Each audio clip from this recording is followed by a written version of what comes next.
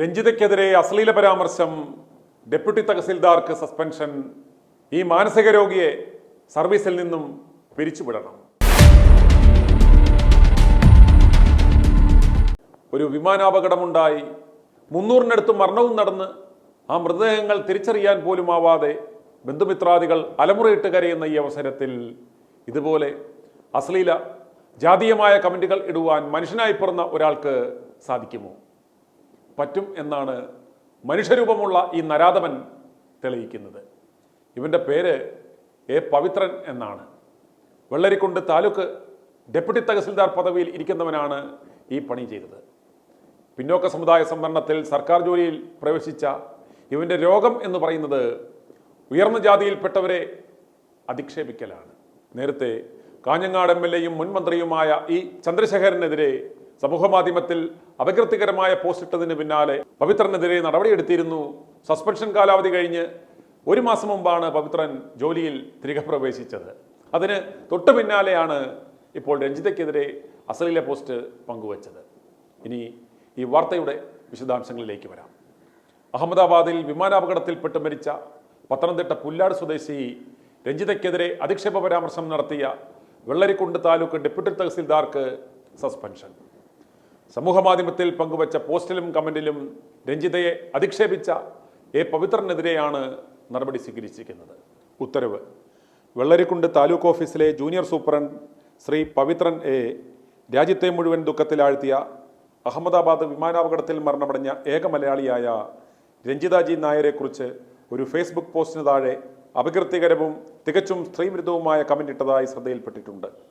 സമൂഹമാധ്യമത്തിൽ ഇതിനെതിരെ ശക്തമായ എതിർപ്പ് ഉയർന്നതിനെ തുടർന്ന് പ്രസ്തുത കമന്റ് ഡിയാൻ നീക്കം ചെയ്തുവെങ്കിലും ഇത് സമൂഹമാധ്യമങ്ങളിൽ നിരവധി പേർ പങ്കുവയ്ക്കുകയും ഡിയാനെ വിമർശിക്കുകയും ചെയ്തിട്ടുണ്ട്. ഡിയാന്റെ പ്രൊഫൈലിൽ റവന്യൂ വകുപ്പ് ഉദ്യോഗസ്ഥനെന്ന് വ്യക്തമായി രേഖപ്പെടുത്തിയിരിക്കുന്നതിനാൽ നിരവധി പേർ ഡിയാനെതിരെ വകുപ്പ് തല നടപടി വേണമെന്ന് സമൂഹമാധ്യമത്തിലൂടെ ആവശ്യപ്പെടുകയും ചെയ്തിട്ടുണ്ട്. പവി ആനന്ദാശ്രമം എന്ന പ്രൊഫൈലിൽ നിന്നാണ് പവിത്രൻ രഞ്ജിതയെ അധിക്ഷേപിക്കുന്ന രീതിയിലുള്ള പരാമർശം നടത്തിയത്. കമന്റിൽ അശ്ലീലവും സ്ത്രീത്വത്തെ അവമാനിക്കുന്നതുമായ വാക്കുകളും ഉണ്ടായിരുന്നു. കേരള സർക്കാർ ജോലിയിൽ നിന്ന് ലീവ് എടുത്ത് വിദേശത്തേക്ക് പോയത് കൊണ്ടാണ് അപകടത്തിൽ രഞ്ജിത മരിക്കാൻ ഇടയായതെന്നാണ് സമൂഹമാധ്യമത്തിൽ പങ്കുവച്ച പോസ്റ്റിൽ പവിത്രൻ കമന്റായി രേഖപ്പെടുത്തിയിരിക്കുന്നത്. രഞ്ജിതയുടെ ചിത്രത്തിന് ആദരാഞ്ജലികൾ എന്നെഴുതി പങ്കുവച്ച മറ്റൊരു പോസ്റ്റിൽ കൂടുതൽ ഉയരങ്ങളിൽ എത്തട്ടെ എന്നും കമന്റായി രേഖപ്പെടുത്തിയിട്ടുണ്ട്. ആ പോസ്റ്റുകൾ ഇവയായിരുന്നു: ഒരു നായർ സ്ത്രീ ഉണ്ടായിരുന്നു. കേരള സർക്കാർ ജോലി നൽകിയ അവർ ലീവ് എടുത്ത് വിദേശത്ത് സാധനം തേടിപ്പോയി. കിട്ടേണ്ടത് കിട്ടി. നായർ സ്ത്രീകളുടെ പാരമ്പര്യം തനിക്കറിയില്ലേ? വലിയ സാധനം നോക്കി പോയതാണ്. വിവാദമായതോടെ പവിത്രൻ പോസ്റ്റ് നീക്കം ചെയ്തു. ജാതീയമായി അധിക്ഷേപിച്ചാണ് പവിത്രൻ ആദ്യം രഞ്ജിതയ്ക്കെതിരെയുള്ള പോസ്റ്റ് പങ്കുവച്ചത്. പിന്നാലെ കുറിച്ച കമന്റിൽ അശ്ലീല ചൊവ്വയുള്ള വാക്കുകളും ഉണ്ടായിരുന്നു. പോസ്റ്റ് വിവാദമായതിന് പിന്നാലെ ഒട്ടേറെ പേർ മുഖ്യമന്ത്രിക്ക് ഓൺലൈനായി പരാതി നൽകിയിരുന്നു. പിന്നാലെയാണ് കാസർഗോഡ് ജില്ലാ കളക്ടർ കെ ഇമ്പശേഖരൻ ഇയാളെ സസ്പെൻഡ് ചെയ്ത് ഉത്തരവിറക്കിയത്.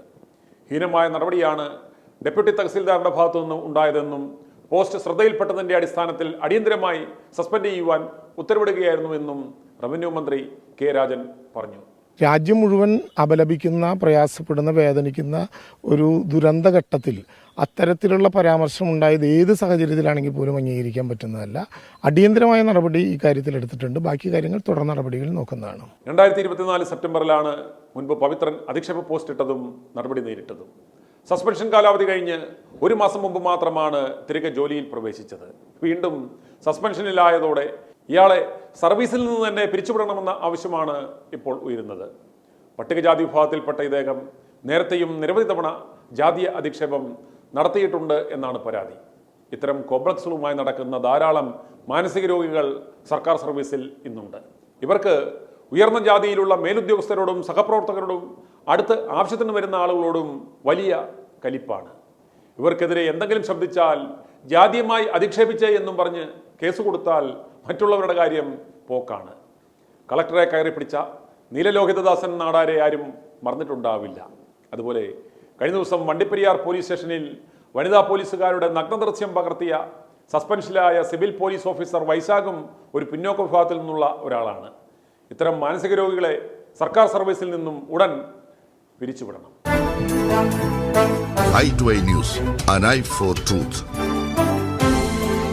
i2i News സബ്സ്ക്രൈബ് ചെയ്തിട്ടില്ലാത്തവർ ഇപ്പോൾ തന്നെ സബ്സ്ക്രൈബ് ചെയ്യുക.